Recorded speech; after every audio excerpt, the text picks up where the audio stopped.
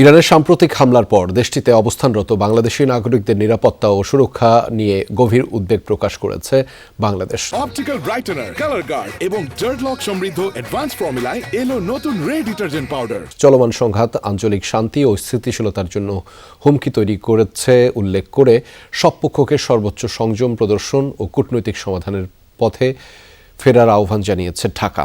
রোববার বিকেলে এক বিবৃতিতে এই আহ্বান জানিয়েছে পররাষ্ট্র মন্ত্রণালয়। ইরানে হামলার পর উদ্ভূত পরিস্থিতি নিয়ে উদ্বেগ জানিয়ে বাংলাদেশ বলছে, চলমান শত্রুতামূলক কর্মকাণ্ড অব্যাহত থাকলে তা আঞ্চলিক শান্তি, স্থিতিশীলতা এবং বেসামরিক জনগণের কল্যাণকে আরও বিপদের মুখে ফেলবে। বিবৃতিতে বলা হয়, ইরানে অবস্থানরত বাংলাদেশি নাগরিকদের নিরাপত্তা ও সুরক্ষা নিয়ে সরকার গভীরভাবে উদ্বিগ্ন এবং পরিস্থিতি নিবিড়ভাবে পর্যবেক্ষণ করছে।